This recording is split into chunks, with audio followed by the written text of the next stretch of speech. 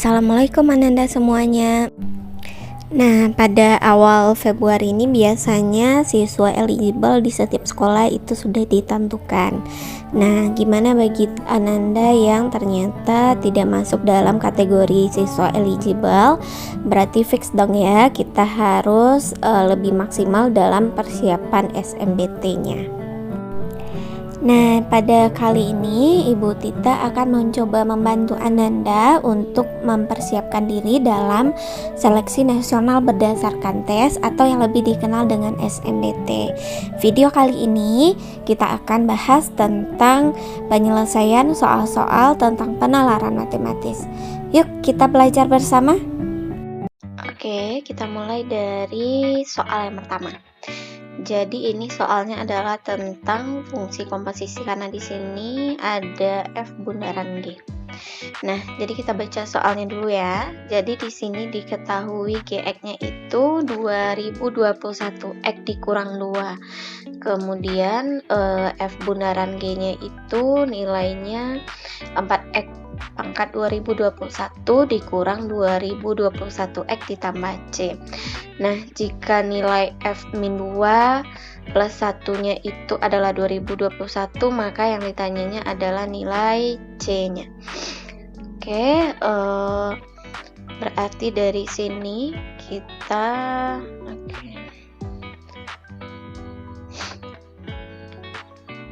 yang akan kita cari di sini berarti kita mulai dari F bundaran G-nya ya. F bundaran G itu F bundaran Gx. Nah, F bundaran Gx ini akan sama nilainya dengan nilai G yang kita masukkan ke dalam fungsi F-nya. Jadi fungsi G kita masukkan ke dalam fungsi X-nya. Ke dalam fungsi F-nya.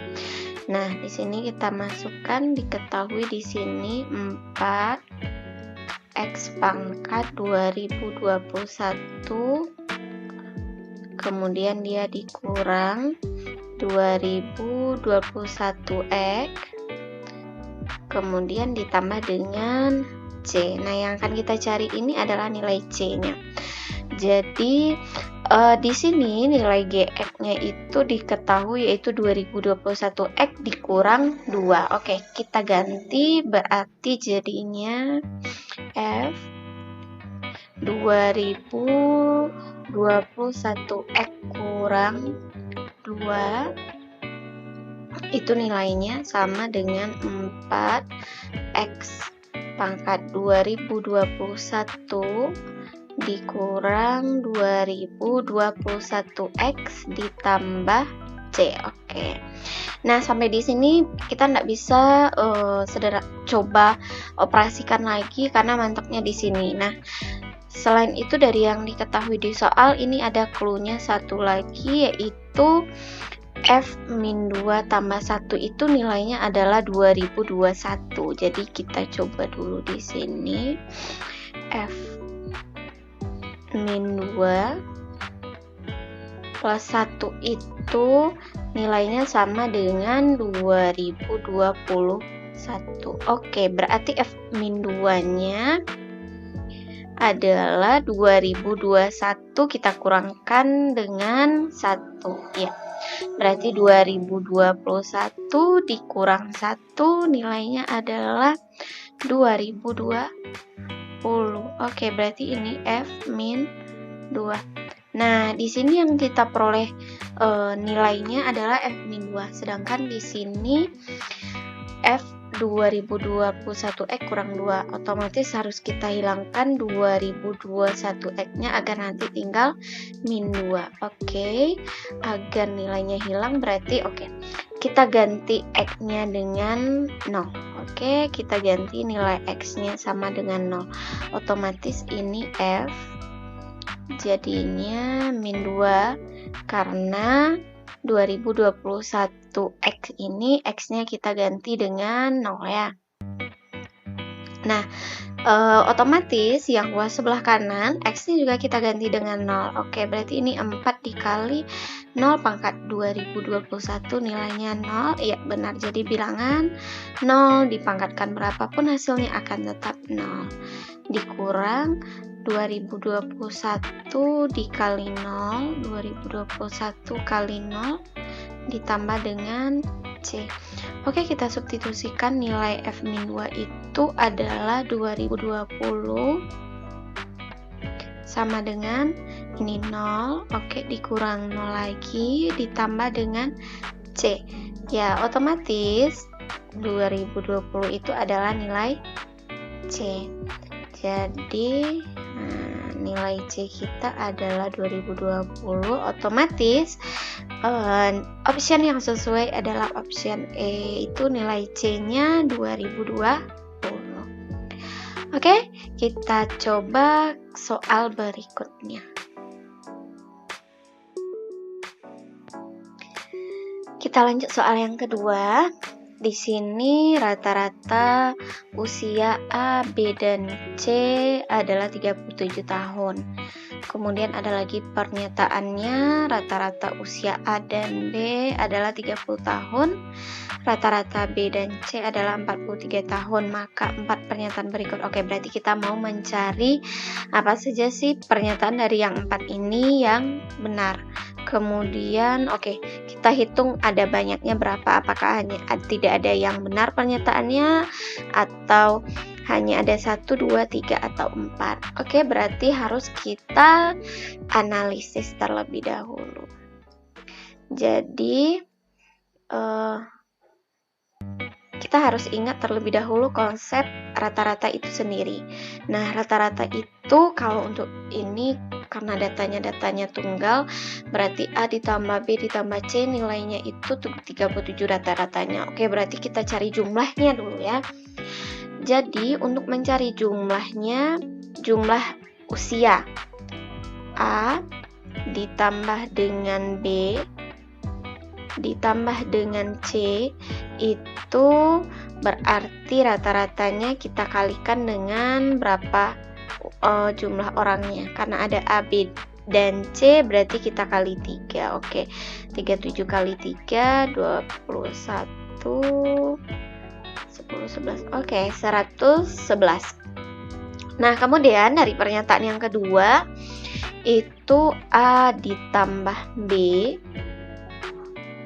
sama dengan 30 dikali, karena ada 2 berarti kali 2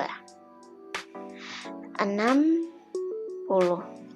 Nah, yang ketiga ada si B dan C, berarti B tambah C nya lagi-lagi nilainya kita kali 2 43 dikali 2. Kenapa 2? Karena jumlah orangnya ada 2. Kalau jumlahnya ada 3 berarti kita kali 3 untuk menentukan jumlah usianya. Berarti 3 kali 2 nilainya adalah 86 ya. Nah, kalau kita perhatikan kembali, untuk yang ketiga ini berbentuk seperti SPLTV, itu sistem persamaan linear 3 variabel. Nah, kalau SPLTV kita bisa cari berapa umur si A, berapa umur si B, dan juga berapa umur si C ini. Jadi kita coba substitusi, eliminasi. Kita coba eliminasi terlebih dahulu. Oke. Kita coba eliminasi persamaan yang pertama ini dengan yang ketiga. Oke. Boleh persamaan kedua juga kita eliminasi. Kita coba satu-satu dulu ya. Berarti di sini A ditambah B-nya ditambah C, itu jumlahnya tadi adalah 111. Kemudian ada B dan C, jumlahnya 86. Oke. Kalau kita, karena kebetulan B dan C ini koefisiennya sama, ya udah kita eliminasi aja B dan C-nya dengan dikurangkan. Jadi B-nya habis, C-nya juga habis, tinggal A. Berarti A-nya 11 kurang 65, 10 kurang 8, 24. Oke, nah si A-nya udah dapat 25. Sekarang kita coba eliminasi persamaan 1 dan 2. Oke. Persamaan 1 dan 2 kita eliminasi, berarti di sini A ditambah B ditambah C itu nilainya adalah 111. Kemudian pernyataan yang keduanya adalah A-nya ditambah B itu nilainya adalah 60. Oke, kita hilangkan eliminasi si A dan B dengan mengurangkan. Habislah A dan B-nya, tinggal si C. Berarti nilainya adalah 111 dikurang 61. Oke, berarti 51. Nah, si A dan si C-nya udah dapat. Mau dicari pakai eliminasi pun baiknya kita gunakan substitusi aja biar mudah. Saya pakai yang persamaan ketiga ini. Persamaan 1 boleh, 2 boleh, 3 boleh. Hasilnya akan tetap sama nanti ya. Silakan dicoba. Berarti B tambah C sama dengan 86. Si C-nya kita udah tahu nilainya 51. Oke. Berarti si B-nya tinggal dikurangkan aja lagi, 86 kurang 51. Ya, berarti B-nya nilainya adalah 35. Oke. Nah, sekarang kita udah dapat nih usia si A 25, usia si C 51, usia si B 35. Nah, kalau udah kita coba lihat ke pernyataannya. Rata-rata usia si A dan C lebih besar daripada rata-rata usia A dan B. Oke, kita lihat ya. A dan C itu rata-ratanya A tambah C berarti 25 tambah 51 kita bagi 2. 25 tambah 51 itu 76. 76 kita bagi 2 berarti dapatlah 38. Oke. Nah, sedangkan A ditambah B, A tambah B itu rata-ratanya 25 tambah 35 60. 60 bagi 2 nilainya adalah 30. Nah, jadi dari sini dapat kita peroleh kesimpulan si rata-rata A tambah C dan A dengan B itu rata-rata si A dan si C itu lebih besar dari rata-rata usia A dan B. Artinya untuk pernyataan yang pertama ini benar. Sekarang kita lihat lagi, selisih usia B dan C adalah 16 tahun. B-nya 35, C-nya 51. Berarti selisihnya ya benar 16 karena 51 kurang 35 itu nilainya pas 16. Benar lagi. Nah, usia si C itu adalah 49 tahun. Nah, salah ya, karena usia si C itu setelah kita cari adalah 51 tahun. Berarti yang pernyataan yang ketiga itu salah. Pernyataan yang keempat, di antara mereka bertiga B adalah yang termuda. Nah dari yang proses analisa kita tadi, yang termuda itu bukan si B, karena si B dia 35, sedangkan yang paling muda itu adalah si A, yaitu 25 tahun.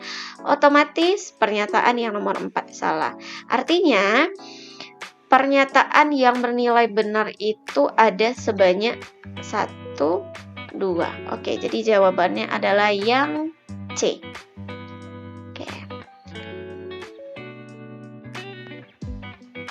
Kita lanjut dengan soal nomor 3. Nah, ini tahun kemarin bentuk soal seperti ini biasanya muncul di TPS, tes potensi skolastik. Nah, sekarang dia masuk ke bagian penalaran. Kita coba ya.